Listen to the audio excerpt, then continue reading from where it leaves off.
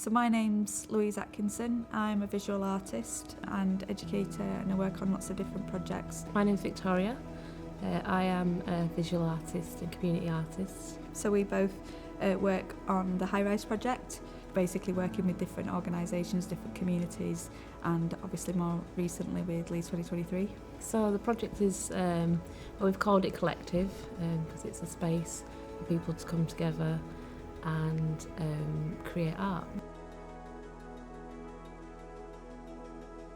I suppose it's aimed at being a co-produced space, so we're working with people to see what they want from the space and how that space might grow and develop. A lot of what we work around is working in usually inner city areas. We call the Highrise Project because we started by working with people in social housing and high-rise buildings, and basically trying to address the lack of community space in the area and the lack of almost self-directed space with like a sense of ownership. So this was almost like an extension of that.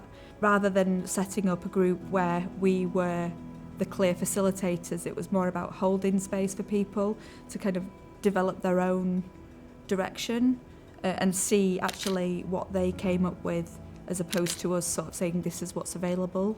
We talked to various organisations in the area and found a space that we could use for a meanwhile space while we're kind of developing what that might look like.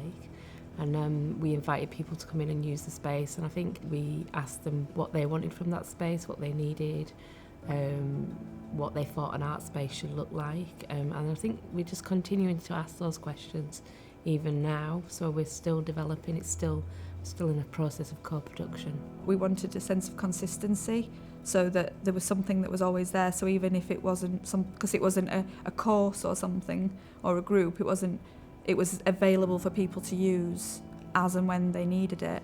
So what worked well was having a lot of flexibility and being adaptable in terms of we didn't actually go in with a particular agenda. So we were basically able to present certain practices and techniques that we could offer, just so it wasn't just sort of a blank sheet, so people had something to start with, but also making people aware that they could actually do whatever they wanted to do with the space.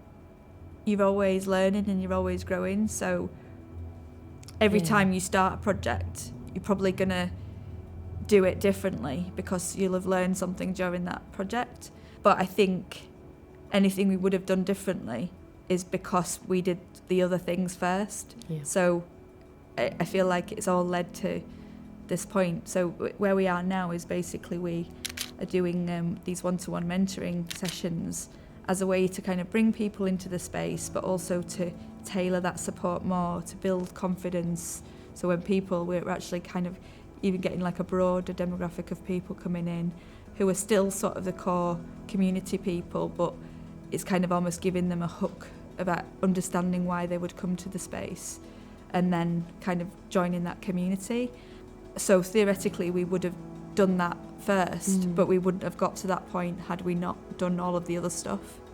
Talking to other organisations, getting partners in the community who understand and can support people, because it's never just about the project and it's never just about making art. It's always about lots of different factors.